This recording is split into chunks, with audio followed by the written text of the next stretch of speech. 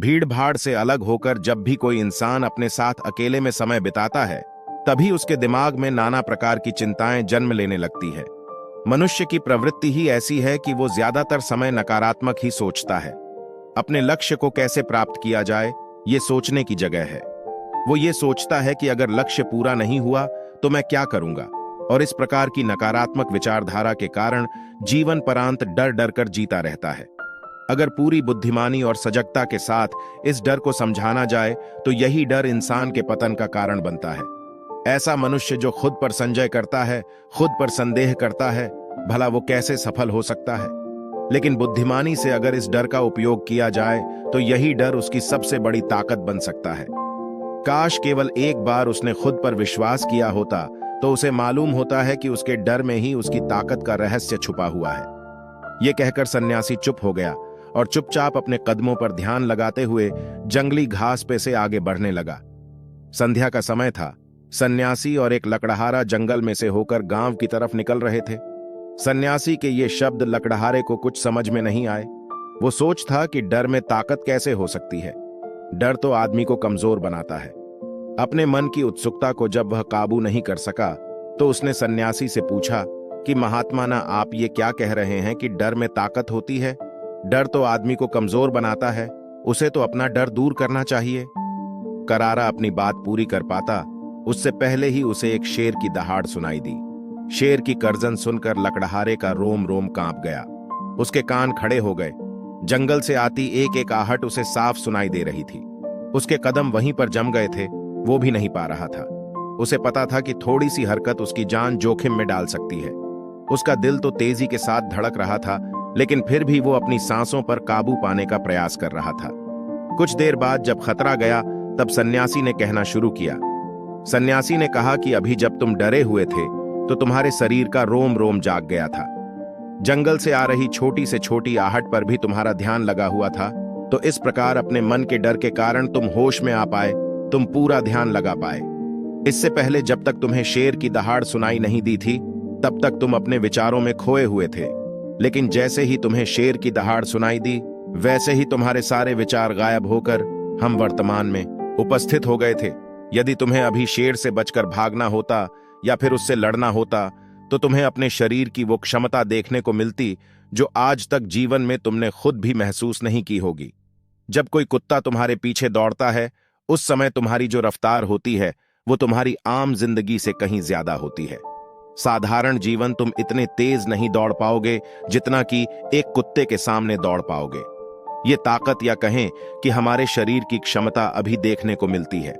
जब हमारा मन डर में होता है, किसी डरावनी परिस्थिति में हमारा मस्तिष्क और हमारा शरीर अपने उच्चतम श्रेणी में काम करता है।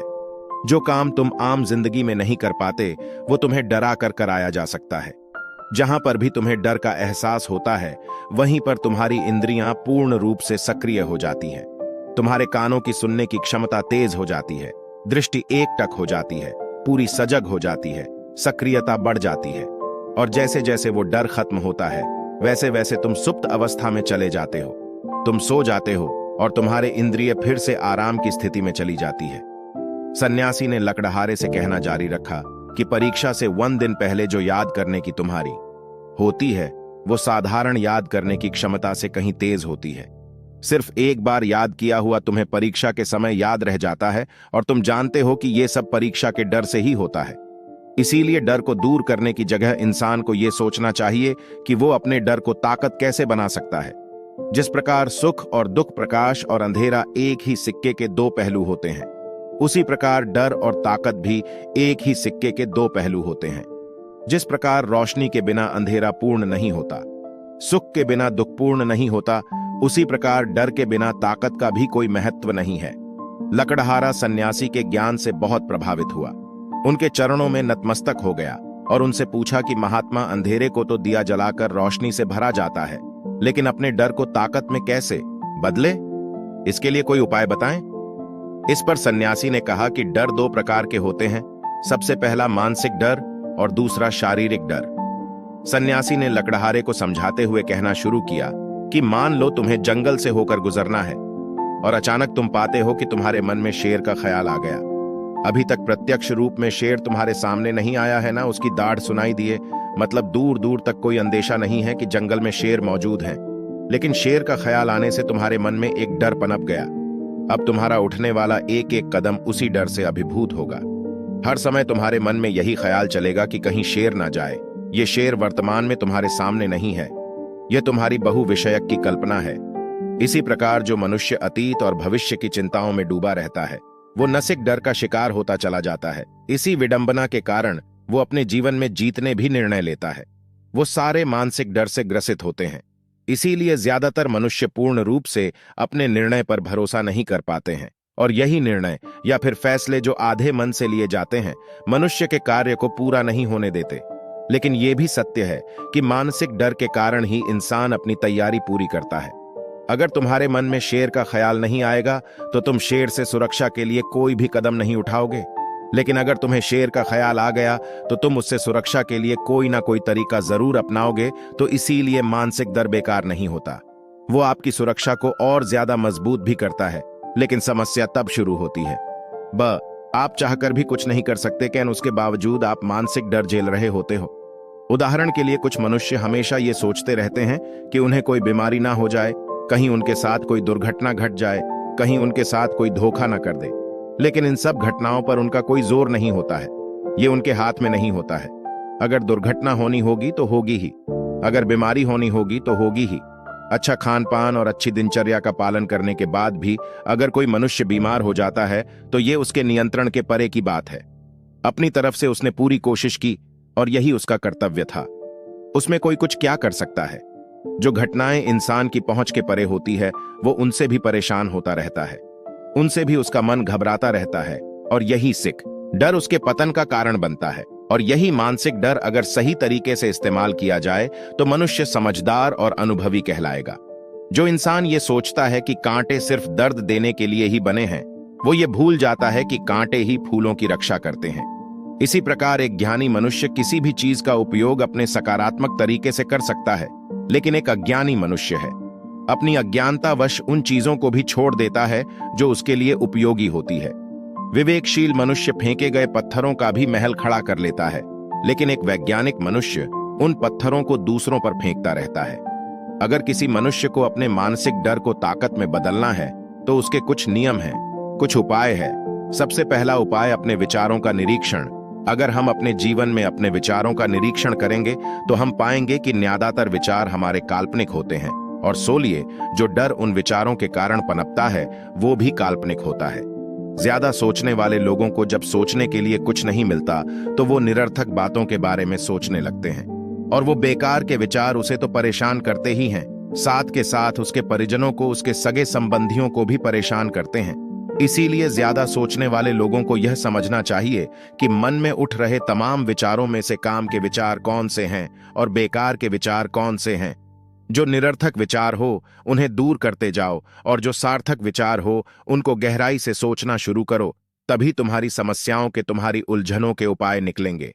मानसिक डर को दूर करने का दूसरा उपाय है उसका सामना करना। इसका मतलब यह नहीं है कि तुम शेर के सामने जाकर खड़े हो जाओ, बल्कि इसका मतलब यह है कि पूर्ण सुरक्षा के या तुम जंगल में जा रहे हो। यदि जंगल में जाना बहुत आवश्यक है तो तुम शेर के डर से अपने घर पर नहीं बैठ सकते हो। इसी प्रकार मनुष्य के जीवन में बहुत सारे डर होते हैं, जैसे कि परीक्षा का डर, लक्ष्य ना पाने का डर, झूठ बोलने का डर, सच के पता लग जाने का डर, अपनों को खो देने का डर, दुर्घटना हो जाने का डर। लेकिन जैसे जैसे समय के साथ इन डरों का सामना किया जाता है वैसे वैसे ये डर जीवन से दूर होते चले जाते हैं। अगर तुम इनसे बचने का प्रयास करते हो तो ये जीवन भर तुम्हें सताते रहेंगे। ये तभी दूर हो सकते हैं जब तुम इनका सामना करो। कुछ लोगों को तो दूसरों के सामने खुलकर बात करने में भी डर लगता है। ऐसे लोगों को अनजान लोगों से बात करनी चाहिए। जितना ही वो लोगों से बात करेंगे उतना ही उनके मन का डर दूर होता जाएगा। मानसिक डर को ताकत में बदलने का तीसरा उपाय है अपने डर को स्वीकार करना। बहुत से लोग अपने जीवन में डर को स्वीकार ही नहीं कर पाते। अगर आप उनसे पूछेंगे कि उन्हें किस चीज से डर लगता है तो वह साफ इनकार कर देंगे कि उन्हें किसी चीज से कोई डर नहीं लगता। लेकिन दूसरों की नजरों में ऊंचा उठने के लिए यह झूठ उन्हें बहुत महंगा पड़ता है। अगर वो अपने डर को स्वीकार करना नहीं सीखेंगे तो वो जीवन पर्यंत उस डर से मुक्त नहीं हो पाएंगे। इसीलिए समझदारी इसी में है कि अपने डर को स्वीकार कर लिया जाए। अगर आपको किसी चीज से डर लगता है तो किसी से शर्माने की या झिझकने की जरूरत नहीं है। हर मनुष्य को, हर इंसान को किसी ना किसी चीज से डर लगता ही है, और आप पाएंगे कि जैसे ही आप अपने डर को स्वीकार करते हैं वैसे ही आपका डर खत्म होना शुरू हो जाता है। और जितना ही आप अपने डर को छुपाने की कोशिश करेंगे आपका डर उतना ही मजबूत होता चला जाता है। ये सारे तरीके तुम्हारे नैतिक डर को दूर कर सकते हैं, लेकिन शारीरिक डर को दूर करने के लिए तुम्हें दूसरे तरीके अपनाने होंगे। सबसे पहले यह समझो कि शारीरिक डर कौन सा होता है। मान लो तुम किसी जंगल से गुजर रहे हो और अचानक तुम्हारे सामने शेर आ जाता है। तुमने पहले नहीं सोचा था कि शेर तुम्हारे सामने आ सकता है, लेकिन जब वो तुम्हारे सामने आता है तो तुम्हारी सारी शारीरिक गतिविधियां शिथिल हो जाती है। तुम्हारी सांसें अटक जाती हैं, मस्तिष्क काम करना बंद कर देता है और तुम्हारा दिल तेजी के साथ धड़कने लगता है। तो इसीलिए जब बिन सोची बात हमारे साथ घटित होती है तो हमारा शरीर उस डर को महसूस कर पाता है और वही शारीरिक डर कहलाता है। ऐसे समय में शारीरिक डर को दूर करने के कुछ उपाय हैं, कुछ तरीके हैं। सबसे पहला उपाय तो यही है कि अपने ऊपर संयम रखें। जब किसी मनुष्य के साथ बिन सोची बात घटती है तो सबसे पहले उसका संयम टूट जाता है, और रोयम टूटने के साथ उसका मस्तिष्क काम करना बंद कर देता है, और इसी वजह से सोचने और समझने की प्रक्रिया भी रुक जाती है, क्योंकि हमारा शरीर उसी प्रकार कार्य करेगा। इस प्रकार हमारा मस्तिष्क उसे निर्देश देगा। अगर मस्तिष्क की सोचने समझने की शक्ति खत्म हो गई तो हमारा शरीर भी शिथिल हो जाता है। तो इसीलिए अगर कठिन समय में मनुष्य अपने ऊपर संयम रखता है तो उसका मस्तिष्क सही तरीके से काम करता है और वो सही निर्णय लेकर उस परिस्थिति से तत्काल बाहर आ सकता है। यहां पर दूसरा उपाय समझने का यह है कि जीवन में कुछ भी घटित हो सकता है। जीवन बड़ा चमत्कारिक होता है, वो हमारी सोच के अनुरूप नहीं चलता, बल्कि उसमें कुछ भी हो सकता है, और यही जीवन की खूबसूरती होती है। अगर आपको आज ही पता चल जाए कि आने वाले 10 साल तक अब क्या कर पाएंगे, आपकी जीवन में से रुचि खत्म हो जाएगी। लेकिन अगर जीवन एक रहस्यमयी किताब की तरह बना रहेगा तो आप अपने जीवन से कभी नहीं थकेंगे। आपका जीवन आपको आश्चर्यचकित करता रहेगा। इसीलिए यह समझो कि जीवन में कुछ भी घटित हो सकता है, तुम्हारी सोच से परे भी घटित हो सकता है। इसीलिए कुछ अनुमान मत लगा लेना। किसी सोच को लेकर सन्यासी ने अपनी बात खत्म करते हुए कहा कि इन तरीकों से तुम अपने मानसिक और शारीरिक डर को दूर कर सकते हो और आनंद से भरा हुआ जीवन जी सकते हो। तो दोस्तों, कैसी लगी ये कहानी? आपको कमेंट सेक्शन में कमेंट करके जरूर बताना। नमो बुद्धाय।